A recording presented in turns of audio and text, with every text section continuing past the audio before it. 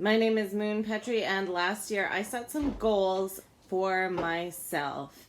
I had some reading I really wanted to do, among other goals, because Black Lives Matter. And although I already knew and believed that, I knew that I also was not very well educated about racism. There are 13 books that I'm going to talk a little bit about today. There are middle grade YA nonfiction and a couple of poetry books. The first nonfiction book I read was called Me and White Supremacy by Layla F. Saad.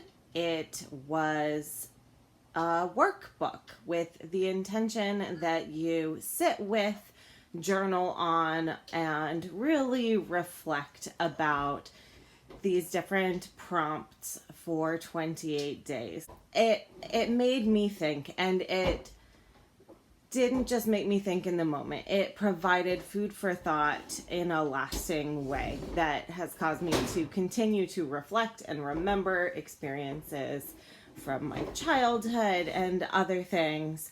I do recommend that anyone who wants to read the book try to spend, if not 28 days, at least as much time as possible with it. Cat cameo. With the goal of really thinking about past experiences, memories from childhood, times when we could have chosen to speak up, when we could have done something, and instead we're silent. Next, I read Why Are All the Black Kids Sitting Together in the Cafeteria by Beverly Tatum. She talked a great deal about the development during adolescence of a racial, ethnic, cultural identity and the forces that shape that identity and how it develops, which is really great for a person who reads and writes YA to be thinking about the development of these aspects of an individual and this critical point in their lives, in their development of a sense of identity, and in this point when they would be your characters in YA or possibly your readers. Biased by Jennifer L. Eberhardt was also a very scientific, research-based book, and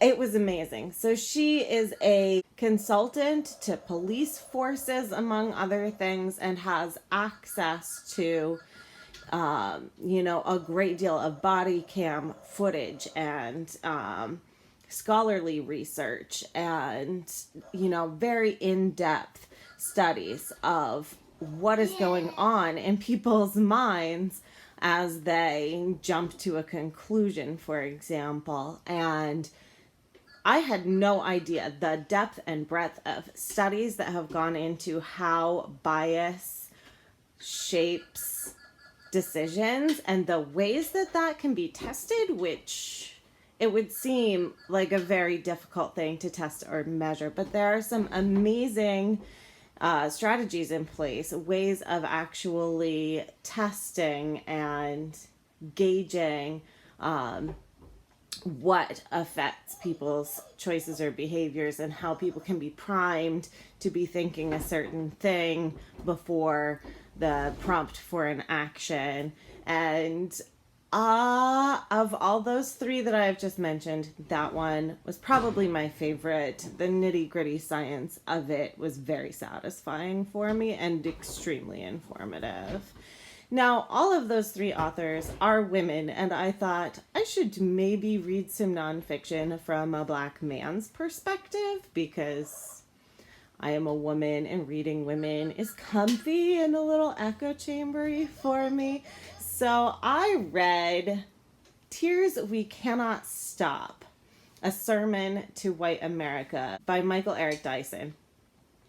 He is a minister, and it was written as a religious service. And so the music portion of the service discusses rap and hip hop and its development and the influences on it and how it has influenced other things. So the structure of it was done like a religious service, but also the tone of it, sounded like a really wonderful minister giving a very powerful sermon. I wish I could have listened to an audio book read by someone with a powerful voice doing that. So it was beautifully written, poetically written, and yet also, very personal, with some serious gut punch moments. I did find, as a woman, there were times when he didn't explore very deeply or sort of glossed over this experience of Black women trying to protect the sort of fragile male ego of Black men. He did touch on it, but he was a man and it wasn't as deeply personal for him as my reaction was as a woman. So it was good. It was good to just reflect on that difference. It's good to make sure to read something from a man's perspective. And it was beautiful. It was a beautiful book. Now, poetry is not something I usually read at all, but I had heard amazing things about Brown Girl Dreaming by Jacqueline Woodson. So I picked it up. And it's great. I would say it is middle grade-y, but could be enjoyed at least somewhat by, a younger, really bookish 8, 9, 10-year-old or adults, certainly. It was kind of a memoir going through, in a fairly linear fashion, childhood memories. In a poetic form, and it was just so nice. Really opened a door for me because I tend to feel like poetry is something I have been told to read or made to read, and it's not usually my cup of tea. There are a few old favorite poems that I have. Her perspective had this interesting, oh my goodness, cat. Her perspective had this interesting sort of geographical diversity as a person who lived in multiple parts of the United States during her childhood and adolescence. So because that was so good, I was willing to pick up another book of poetry. It was called Can I Touch Your Hair by Irene, Latham, and Charles Waters. It was told by two narrators, a Black girl and a white boy, who are doing a poetry writing project together in school. Is sort of the narrative that runs throughout. And so the shared perspectives and the recognizing and respecting of differences and this sort of careful dance of trying to figure each other out, ultimately feeling very different at the outset and then coming to a place of recognizing and respecting the differences while also, having found a lot of common ground. So I would recommend this for pretty young readers. I haven't read it to my kids yet, but for reference, I'm talking about my middle two kids who are 6 and not quite 5. I would very much recommend it for kids, say 8 and up, but again, valuable for adults too.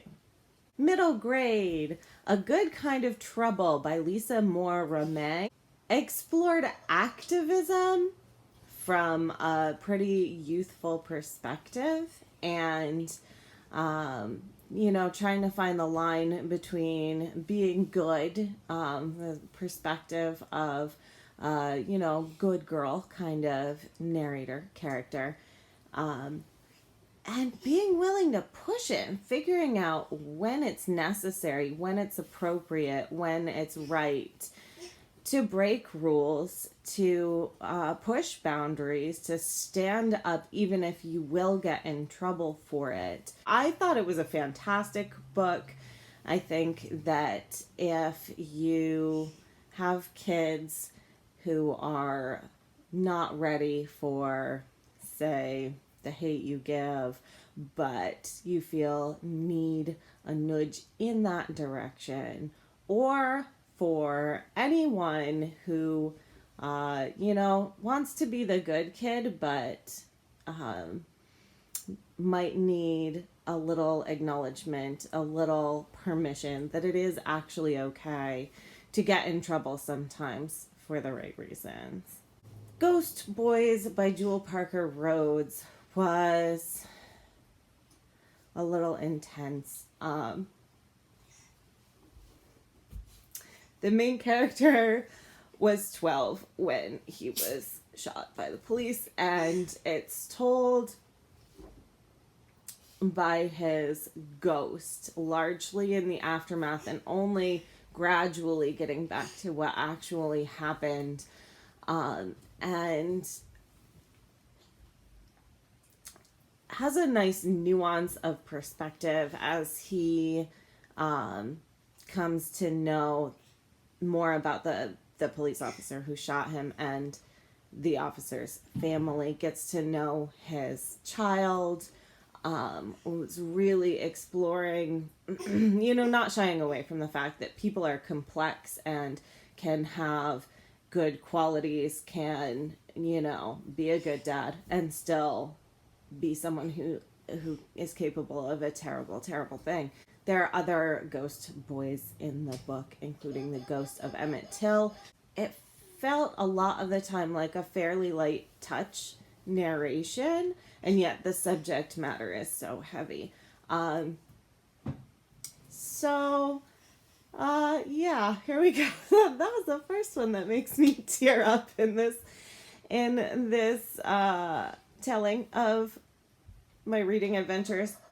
There are two other middle grade books that I want to mention here, although I didn't consider them to overall be part of this reading goal. They did intersect a bit with it. Both were written by white men, but had aspects of dealing with race or things around that maybe only because I was doing all this other reading, gave me pause and made me think about how things are written. For example, it is not usual for a white writer to point out that someone was a white person when writing, just treating white as sort of a default setting. And these authors didn't treat it as a default setting, and I really appreciated that. So these books are The True Meaning of Smekday by Adam Rex, which on so many levels I cannot recommend highly enough. The main character is biracial, and there's stuff around that, assumptions being made about her mother. Well, she's looking for her mother. Authorities not finding her mother because they assumed her mother would be black. A lot more of the theme of this, and this is the book on which the movie Home was based. Much weightier, but still super, super fun. It had a lot more to do, I would say, with the Native American experience and our history in America of the way that Native Americans have been treated, being paralleled with this alien invasion and how the humans are being treated, and literally rounded up and herded west. Sorry, west? I don't know which way to gesture. Anyway, fantastic book. The other one was Ban This Book by Alan Gratz. Again, did not treat white as a default setting, described that people were white when people were white. Although the activism in the book was not specifically to do with racism, it again had a female character who tried very hard to please people, to be good, to, not cause any additional strain for her family or anybody else, to never get in trouble at school. And she is gradually stepping into being able to find her own voice. I think a really important and fantastic book for kids that might fit into that category and need that acknowledgement that it is important to use your voice, and it is okay sometimes to do a thing that gets you in trouble if it's truly the right thing to do. And we're on to YA now. So I had not read The Hate You Give, so I read it early in 2020. I listened to an audiobook, and my library had it as this thing, a little electronic lump that I could just plug my headphones into and carry around with me. So there I am, like, wandering around the kitchen, cooking dinner with this lanyard around my neck and my headphones on, crying my eyes out. So it is a really important book. It is a really powerful book. It is a really good book. It is beautifully written. Such an emotional powerhouse. I can't think of many other books that I've read that have had that much, emotional impact on me in the last couple of years. So that's partly subject matter, but it's also largely the voice of the narrator star, who is just so believable, so wonderful, so sympathetic, imperfect.